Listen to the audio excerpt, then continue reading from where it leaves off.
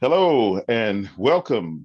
Welcome to Empowering Voices, the program that where we bring what's going on in your community into your living room. Today, we have a special guest. In fact, we have more than a special guest. We have a bouquet. We have what we would call fruit.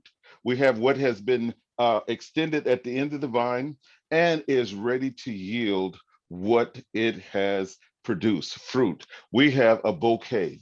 I have several people in our studio today. I want to bring them in if I can. Let's bring them in. Tikia. Yes, sir. Okay. Could you tell us a little bit about yourself? Sure. My name is Tikia McNeil. I There we am a are. University of Redlands alum and a founding member of BSFSAA. And Miss Janelle Guerrero, could you tell us a little bit about yourself? I'm Janelle Guerrero, CEO of our nonprofit Stronger Together Now. I've been in the medical field for about 23 years, heart mapper with Abbott. Okay, I want to bring in another one of our guests, Kai King. Kai, would you come in and just tell us a little bit about yourself? Hey guys, how's it going? This is Kai King. I am Vice President of Stronger Together Now, a Cal State Fullerton graduate, a basketball player that has played basketball years overseas, and just an avid lover of the community and Rialto resident. Fantastic. And now I am not going to try to say your first name, sir, Dr. Kwanda. So would you say it for us and would you bring yourself in? Good afternoon. I'm Dr. Tayari Kawanda, an adjunct professor at the University of Redlands, also CEO of the nonprofit SCORE, which stands for Securing Our Communities of Racial Equity, as well as the CEO of On Watch Television, a streaming platform on Roku and Amazon Fire TV. I'm so glad to be able to be here and to contribute my services to this very worthy event. All right. And now we want to bring into our studio, we would like to bring in Mario Sacido. Would you bring in from Unity in the Community? Would you come in, please, and introduce yourself? Yes, thank you very much. It's a pleasure to be here. My name is Mario Saucedo. I'm a resident of Redlands, third generation Redlander. And I have my own community organization called the Common Vision Coalition. But today I'm here representing as a co-chair of Unity in the Community, a group that is very passionate about local history and uncovering the untold stories. Wow. And now do we have Bishop Green? Is she with us?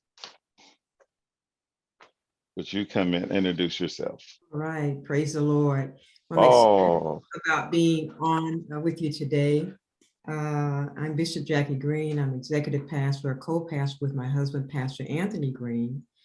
And we have been in the city of Redlands for about 35 years.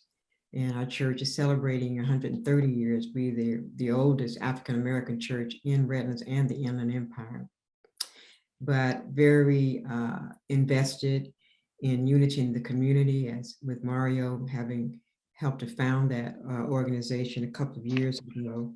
I'm also a historian and in terms of history, church history, which our church has a rich history, but also a presence in the city of Redlands, and we are a house of prayer. wow. Now, this was the introduction that I had, but I condensed it for time.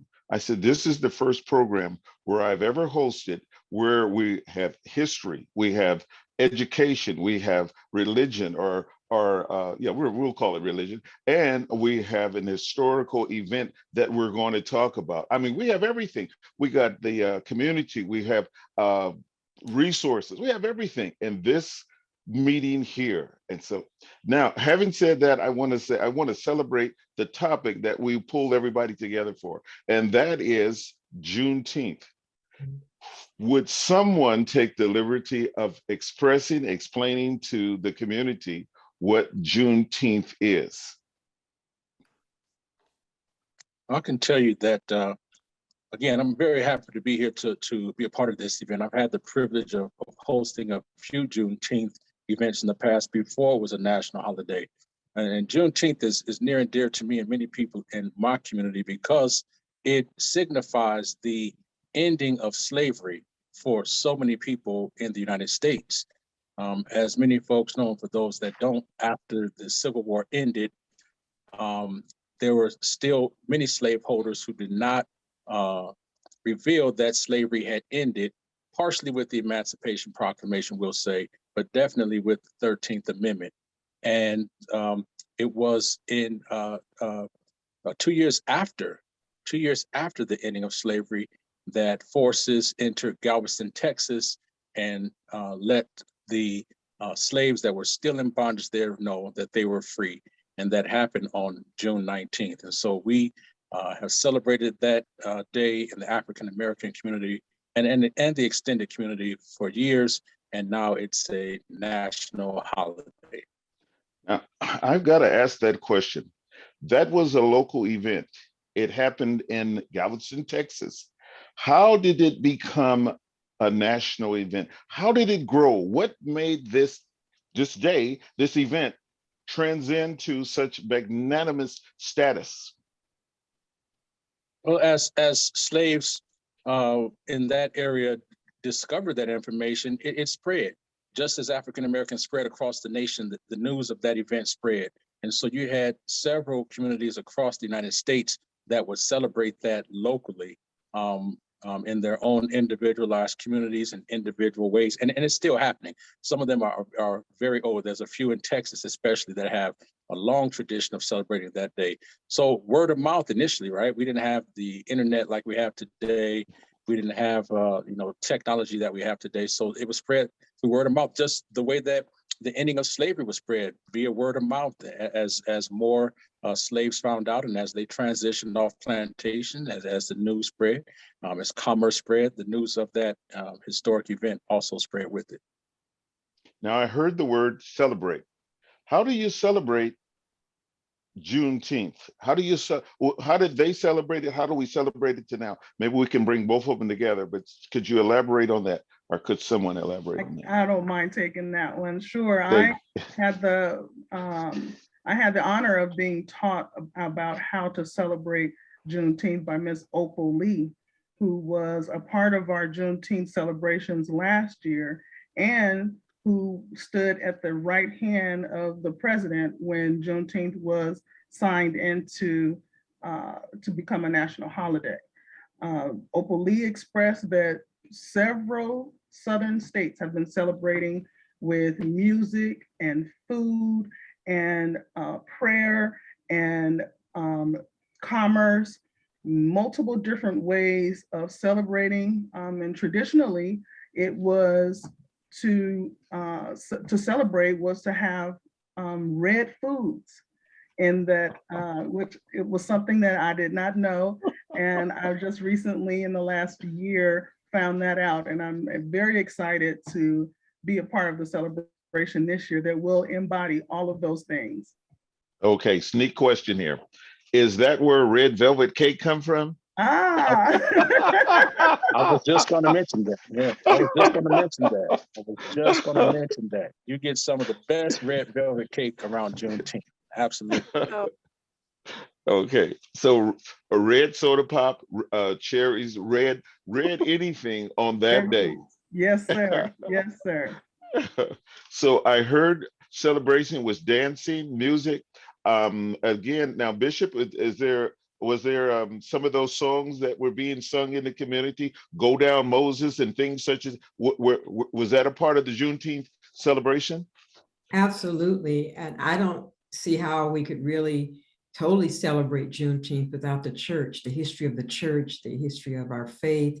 We've come this far by faith. There's so many songs. My soul look back and wonder how we got over. Even, oh, freedom, before I be a slave, I'll be buried in my grave. And all of those songs brought us over. And there is a generation of young people, there's a generation that's yet unborn that has to know that freedom is not free, it is costly.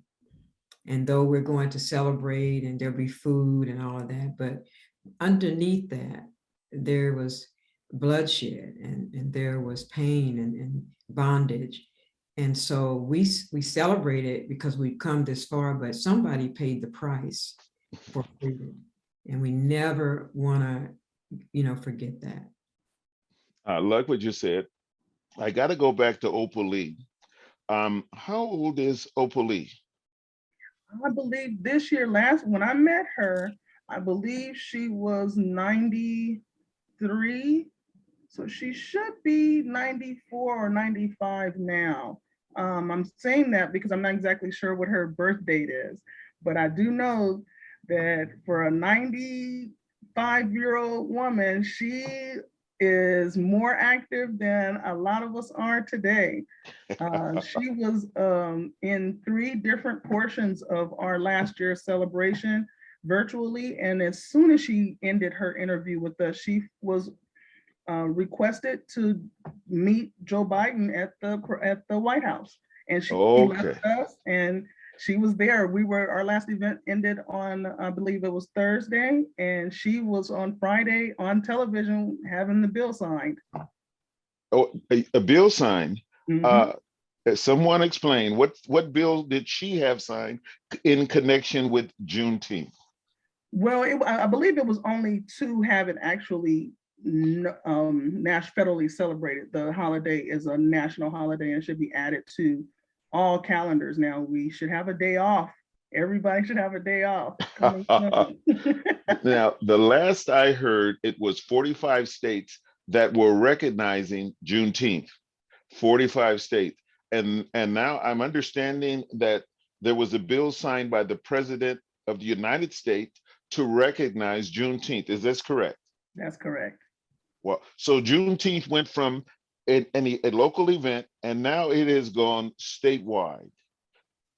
Okay, now here's the next part, and I'm going to bring you in here in a few minutes, Mr. Saucedo, because I need some community connection. I'm going to need you to connect us with the community. But just before we do that, I want to do this. I want to say now this event that happened in Galveston, now everyone is finding out about it. But how is that information being translated? I know on the 4th of July, we have the fireworks and we have lots of TV advertisement. But how is Juneteenth being translated into the hearts and minds of the community so that we can sit down or join hands or sit around the table and celebrate? How is that happening? What's the communication source for Juneteenth? I think a lot of it is because of events like this that are going on. A lot of individuals, community leaders, et cetera, are coming together to ensure that the message is magnified and transmitted through local community events, just as it always was. Again, let's not be mistaken. This is a holiday that's been celebrated heavily in African-American communities, especially for a long time. And so it's interesting that it's still new for a lot of people, but for many of us, it isn't. It's something that has been there. Now we have the stamp of approval, for lack of a better term, that it's a national holiday. But this is something that through oral tradition and oral history, we passed down, and it's been passed down to us. And we continue to spread that message through our children and remind them of the importance of this day. And I think that is the major way that it's still being done. Unfortunately or fortunately, there are some corporations that are taking advantage of the fact that it's a national holiday and creating various products to commemorate it. And I would like to think, and I hope that many of those corporations are not doing it in a dubious way to take advantage economically of a holiday that has not always been celebrated or honored by those same corporations. But again, just to sum it up and keep it light, through word of mouth, through oral tradition, and through programs and events such as we're putting on June 19th. Okay. Now, you said something that it brings me to a real understanding. I remember being young, hearing about June 19th. To me, it was a day for some fantastic food. And I looked around and I saw people that looked like myself. Today, I'm finding everybody, there's a bridge, there's a handshake, there's a welcoming in of the community. And it's not just people who look like myself, it is everyone. Brother Saucedo, you are bridging the community. Could you help me out with this understanding? What's Yes. going on? Yes, thank you, Mr. Morris. I think there's been a great awakening, you know, that we have the civil rights movement. We have Martin Luther King recognition for all the advances that he done for African Americans and just poor people in general, but also the Black History Month. And so that in turn brings light to other things, other celebrations and other tragedies that have happened, like in Tulsa, where we had Greenwood. You know, I learned about, I am very passionate about history and local history and how this ties in for many other folks, many other community members to celebrate this great awakening of freedom, freedom for all, freedom of oppression, freedom of not being recognized or acknowledged for the contributions that many of us collectively have put together. But where I come in is I was working in the community and I met a man named Herb Rona, who is a descendant of Mr. Israel Beale, who was the pioneer here in Redlands. Many of the Redlands pioneers are Anglo, but here we have an African-American in the 1880s here in Redlands before it was even incorporated. Now, Mr. Israel Beale was a former slave. He also fought in the Union Army. And then eventually, once the Civil War ended, he moved and migrated here to California, worked up in the San Francisco area in different various jobs. And then he came down here to Redlands to settle and start his family. Along that same time, there was the Mormons in Fort San Bernardino, who came in with also some Black folks that were part of their contingency from Salt Lake. And then when Brigham Young recalled all the Mormons back to Salt Lake, many of those same other members stayed and planted roots here. So when I referred to Mr. Herb Rona, he brought his history book of all of his family, very proud of his lineage. And when I learned of that, I was very passionate. It was something that I, as a community member of these untold stories of African-American families that have a lot of rich history here in Redlands, and it's overlooked, it's undocumented. And what we were able to do along with the African-American community was to be able to formally name a city park after him in recognition of his contributions to our community. Our community was made up of Mexican Americans, many other cultures, but because he was a pioneer in our community, we wanted to make sure we had a place where we could celebrate Juneteenth and other things culturally related to the history of Redlands or the untold stories of Redlands. And so that's how I came into be, because I'm real passionate about my community. And then when we had a dedication of this park, Second Baptist and some others, we had a service. They had music. It was a great celebration, but it was a collective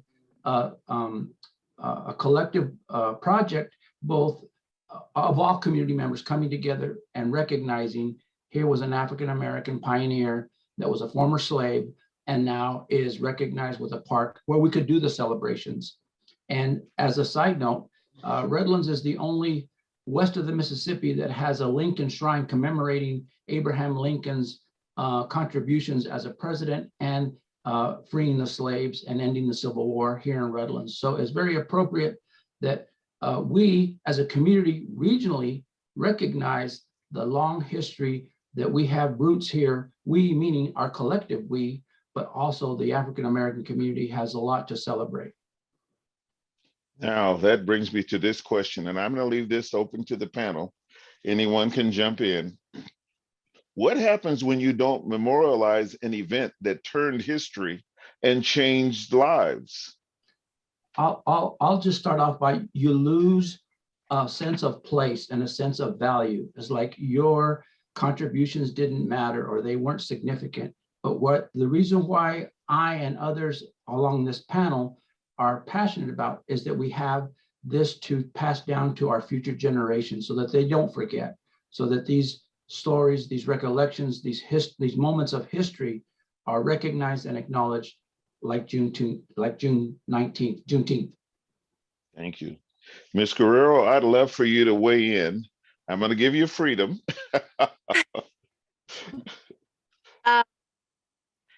I I'm surprised that it hasn't been memorialized for this long. The fact that it just became a federally recognized holiday is, a surprise to me. I think that there's a certain amount of unlearning that I've had to do as an individual. And I think that's what has propelled me into the space of creating a nonprofit along with my co-founder, Kai King, to bring people together. Our name is Stronger Together Now. And collectively, we try to understand other cultures, belief systems, ways of approaching things to ensure that we have safe spaces for culturally significant events like Juneteenth. We want to make sure that the Black community has a space to celebrate and to do so safely and to be supported locally, not just by city members, but also by nonprofit service orgs, small businesses, large businesses. We want to make sure that everybody's involved and feels a part of it, because when we accept that idea of freedom, it's not just limited to one group. It is a freeing of all of us into becoming better versions, becoming more humanistic, and providing to each other, being community as a collective, and providing resources, tools, everything to enable, educate, and empower one another. Wow. Kai, I'm gonna let you jump in right there. I mean, what are you supposed to say after something like that? But being a native of the Inland Empire, I feel that we were kind of glossed over. The Juneteenth wasn't something that I was aware of. I just really celebrated my first Juneteenth last year. So it was something that wasn't privy to me. It wasn't something that was made known to me. And I want to take that back.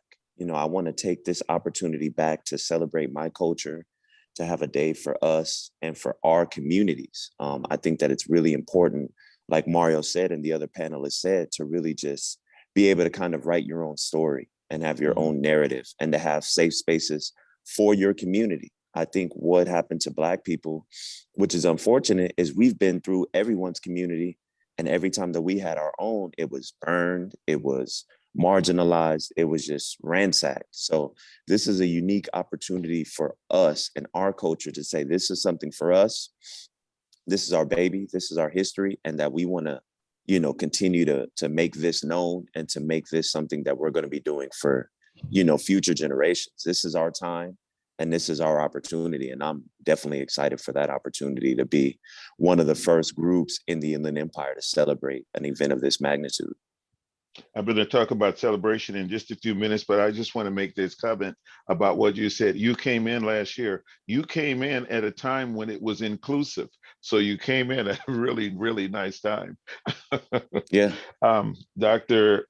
Kwanda, Yes. I'm going to let you weigh in now. Well, I think the other panelists summed it up well, and Mario kicked it off well with saying that you lose a sense of place and a sense of space when situations like this are not only memorialized but discussed. And to that point, Kai, speaking of being in the Inland Empire, it wasn't something that he was privy to. And as much as I've talked about historically, we have as a larger community celebrated this. Obviously, we still come across individual areas where certain parts of history have been marginalized, have been glossed over, have not been emphasized. And I think, speaking as a teacher and a historian myself, I think a lot of that has been about those who are in our classrooms teaching. Oftentimes, the folks that are teaching are not aware of it. And so that doesn't translate well to the students. On the same token, I've come across several teachers who are aware of historical events like this, but I've heard comments from them such as they didn't feel comfortable to talk about it in class. They didn't feel empowered. They didn't feel it was their place. And a lot of that from from what they've said was because they weren't Black. Maybe it's a person who maybe considered themselves white, and they didn't think they should I say it this way, they thought that they had to be Black, or that it's the place of a Black person to speak about this. But we're seeing here today the point you made that it's inclusive, that history belongs to all of us. You know, we are interwoven in ways that go beyond anything that we're going to discuss today, but it belongs to all of us. And so I'm happy to be associated with individuals of all backgrounds who find that importance, not just because it's a history of African American. It's an American history, it's a human history, it's a human story, and a human cause. And any event that can bring individuals together to have these types of discussions, to be able to break barriers, to enlighten and to advance us as a culture and society, I'm here for. All right. I'm going to make this statement, then I'm going to bring Tika in, and I wanted to talk about America. But let me say this: Miss Bishop Green made a statement, and it was she talked about where the history of Juneteenth and some of the pain connected with it. And it's beautiful when you have something that is painful that ends in a celebration. And that's the way that Juneteenth was brought to me. We were fortunate to have teachers who taught history, and history has to be taught about everybody who was in history. It's not selective. And so when we came to this subject, it was just as she described. It was a painful event that ended in a celebration, and now we get to celebrate it every year. Tika, tell us about the celebration. Let us know what's going on, what's going to happen. Oh, there's a bunch happening. I've been in trouble behind it, but but we will have the honor of first starting off with a parade and flag ceremony in the city of Redlands at Sylvan Park on Sunday, June 19th. We will march the Juneteenth flag to Sylvan Park, and we will raise it at Sylvan Park for the very first time in the city. I'm very proud to say that. We will have dignitaries, that's including the mayor, political officials. Many of us will be joined together, and we'll all celebrate by singing the Black National Anthem, Lift Every Voice and Sing. After that, Bishop Jackie Green is going to take over by getting us started with a wonderful church service in the park, never been done before. And we're extremely excited about that because we want to start the day off blessed and as well as safe. After that, we have an entire music festival happening that will include headliners, Lakeside and the West Coast Slave. So all day, we will celebrate by music in many different forms, some local talent, poetry. We'll have singers and comedians, one of which is joining us today, and who's also going to be hosting our event and emceeing, Dr. Kawanda. I'm very proud to have him a part of our event because he's not only going to be hosting, but he's also going to be offering a student scholarship for $500. And I would love for him to tell us his story as to the unique requirements of that scholarship. Please, sir, please. Would you bless us with this information about the scholarship? Well, sure. This scholarship is, again, the nonprofit is SCORE, Securing Communities of Racial Equity. And I'm happy that one of the first offerings that we have is this scholarship. It's a scholarship for struggling students. And it's inspired by my own life story of being homeless in high school and really struggling to navigate the streets of South Central Los Angeles. Although I have to say, and I say it every time, I'm from Detroit. Let's make no mistake. I'm a native Detroiter, but I did attend high school in South Central Los Angeles. And throughout being homeless and, surviving the drug wars and gang violence, and being on the streets, I get to school sometimes with only a couple of hours of sleep, if any, and I would fall asleep often in first period. And this narrative was that I was lazy, another lazy inner city Black kid that didn't care. But what wasn't recognized was that I was showing up. I was showing up every day trying, even though I was falling asleep. No one knew that I was, homeless and riding buses late at night or working late into the night till 3 and 4 in the morning. And what I realized then and now is that struggling students have value. Students may struggle for a variety of reasons, but it's up to us as adults to inquire as to why and to not just label students. And so this scholarship was inspired by that, where I wanted to give students that were struggling. I was a pretty smart kid, very smart kid. I was just struggling because I was homeless. I had life circumstances. And so as a high school teacher, I'm always recognizing when I see students sleepy or a little bit disengaged, I want to talk with them first as opposed to label them. So this scholarship is different in the fact that, as I said, it's for struggling students. First of all, you have to have a 1.5 GPA or lower. How about that? And I've never heard of a scholarship that was offered in that regard. A few folks accuse me of celebrating failure, but that's not the case. I want to incentivize excellence. And the way that it works, if you're a struggling student and you have a 1.5 GPA or lower, you can apply for this scholarship. There's multiple ways that you can enter. It's not just essay writing. You might create an original short film or original spoken word piece or song. You can also do an essay. You can engage in a community action plan. There's 9 ways that you'll see if you want to visit the website. So if you are awarded a scholarship, you'll get the first $250 immediately. The rest of the scholarship is awarded and is contingent upon at the end of that grading period, you have no more Fs. All right. And so the idea there is that we're investing in students that are struggling to say, we see you. We know there's a possibility. I know if when in high school, if someone had given me a couple of $100, that meant I wasn't going to sleep on the street or sleep in some godforsaken place. I might be able to get a motel room or whatever it may be, maybe pay rent. So the idea is that you've been awarded some money, you have proven that you can do it, and hopefully that internal reward, that intrinsic reward in you will catapult you on to the next year where you realize, hey, you know what? I can be successful. Someone believed in me. And so that's the essence of the scholarship. And I'm looking forward to awarding that to at least one student during this Juneteenth event. That sounds like inclusion. It sounds like exceptional inclusion. I appreciate hearing that. And then just to tap you on the shoulder and let you know how wonderful your thought is. I've had 10 years of school, 10 years of schooling. And it started with a $350 scholarship. I wasn't planning to go to school. And I said, well, I guess I better spend that money. And school has been wonderful. So I like what you're doing. Okay, Tika, finish telling us about America. Finish this celebration.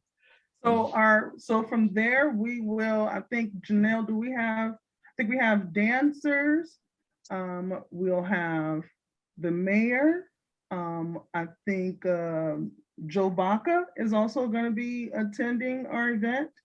And I think, I know for sure that Lakeside will be singing Fantastic Voyage, which I've heard may be one of your favorite songs. It is. That song is special to me. I shared it with Tika when I was teaching at the academy. I was teaching cadets how to be officers, and when I would come in, they gave us 10 to 15 minutes of just community talk time. And I would come in and I would tell them stories of events while we were at work, things that happened. And one day, every time I come in, one day they sung the whole song, but every time I come in, they would sing the beginning of that song. And I had no idea what they were singing about. And then when I found out, I was thrilled to my heart. I was tickled. So I have got to come to the event, and I've got to tell Lakeside how they took a place in my life, and it just it's wonderful for me. I thank you for that opportunity to speak on that. No problem. It's a great story. And then I know that we're doing a skate park, and I'd love for Janelle to give a little bit more insight to that portion for the kids' events as well.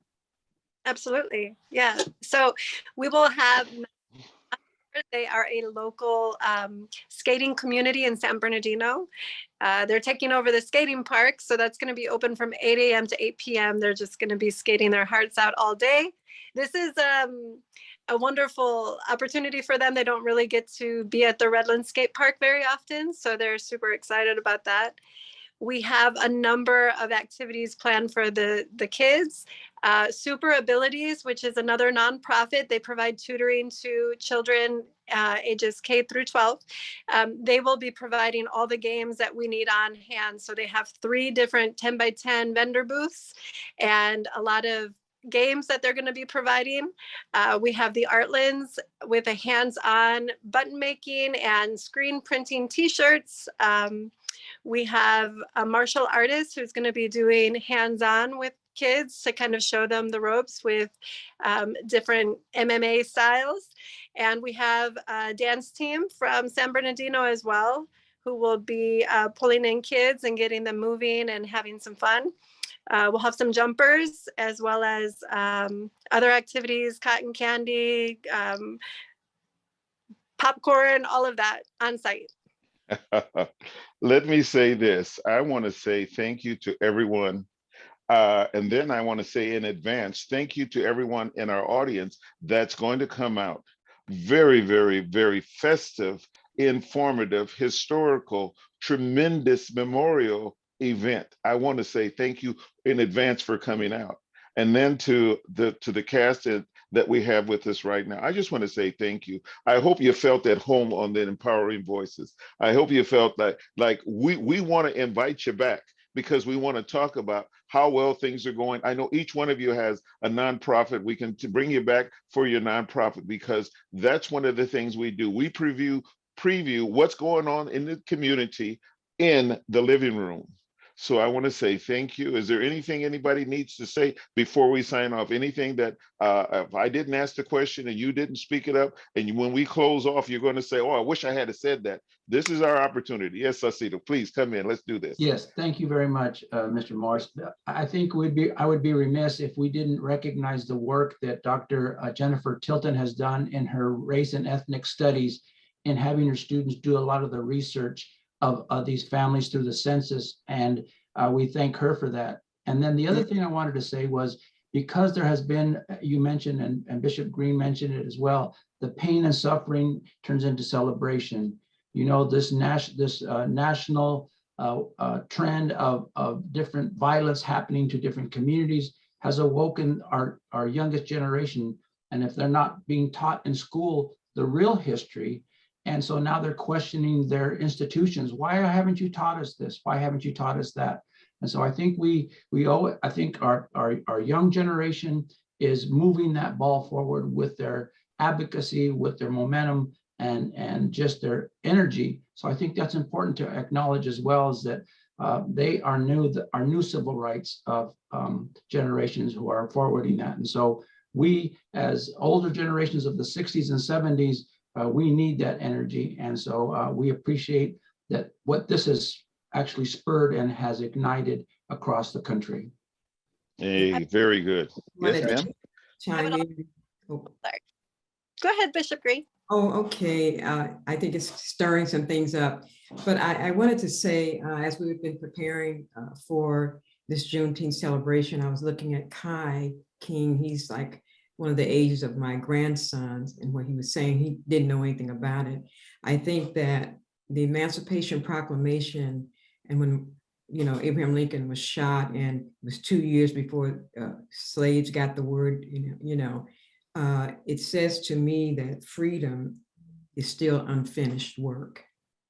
It's an unfinished work, because after we're done celebrating and all of that, we want people to leave there saying, I want to be a part of dealing with systemic racism. I want to get involved in advocacy. I want to help deal with injustice. Juneteenth is about saying, it's a reminder, we're not going to tolerate injustice for any race of people. And so when they leave this event, there has to be a message in their hearts. And so this Juneteenth spirit, as we want to say, has to be activated on a daily basis. And that's why I love unity in the community. When we came together, we wanted to address injustice in our community. We wanted people to say there's a place we can go that our voices can be heard. And so we have to make sure that that's done. And the last part of this, our church, one of the visions we have is for the Redlands Racial Harmony Center for K through 12 kids. So many times adults, we can get kind of self-centered on what we want, and the kids are not being fed, and the kids are not being taught. And we don't want another generation to come up and not know, what Juneteenth is about, or the Emancipation Proclamation. Dr. King said, America wrote a bad check when they promised that we would have equal this and equal that. And when Abraham Lincoln, the Emancipation Proclamation, the slaves are like, yeah, but this is a bad check. I mean, this don't look right. We still not free. And so with freedom, it's an unfinished work. We still have to work for it. And we still have to make sure that everybody gets justice. That's all I want to say. Now, okay. Janelle, before I close this out, okay. I have one thing. So, Okay. Pardon me? Go ahead, Janelle. oh, okay, I'm sorry. I wanted to make sure that we recognize the City of Redlands for their partnership, as well as the University of Redlands, but also some dedicated sponsors who without them, we would not be able to make this happen. And as I said earlier, it takes a collective. So SoCal Edison, Hangar 24, we had Self-Made Training Facility, Barrich and Associates, Joe Baca Jr., Eris Hotels, Kith, About Redlands, and then multiple individuals. So I just wanted to make sure that we mention them and thank them for this first Juneteenth. year of support, but that it will follow annually. Okay. Now, for time's sake, I want to ask one question, and then I'm going to close this off. I know you wanted to come in, Dr. Kwanda, so I need you to come in real quick, and then Okay. I'm going to. Okay. So what was your I statement? don't know if I mentioned it or not, but just to solidify this day and to ensure that folks who are not able to attend are able to view it. And I don't know if it was mentioned, but I will be doing a live stream for On Watch Television, On Watch TV. So folks that are not able to attend are able to view it on Roku and Amazon Fire TV. They just need to download On Watch TV. And then we'll also film and be able to have an artifact to go along with this momentous occasion and special day that will be available for hopefully time immemorial. Oh, that's fantastic. Now I understand that that's yours. You're streaming. That's your channel. Is that correct? That's correct. It is. Well, and are you telling me that if I go to sleep and I put my head on the desk when I go to school, I can end up on TV? That's not the path I would suggest, but okay. Now all things are I want to possible. ask this last question, Tika. How many vendors are going to be there? Ooh, so far I think we're at over 80 vendors. Okay. With an array of Black businesses, I am very proud to say. We are supporting our Black businesses in this area as much as possible. We are welcoming Black businesses because it is difficult for students and community members to find Black-owned businesses that service them specifically with hair care and clothing and dental and array of different commodities that we are looking to be able to utilize in this Redlands area. Last year, the University of Redlands and our Juneteenth celebration created a Black book, Black Pages. And what that was is an actual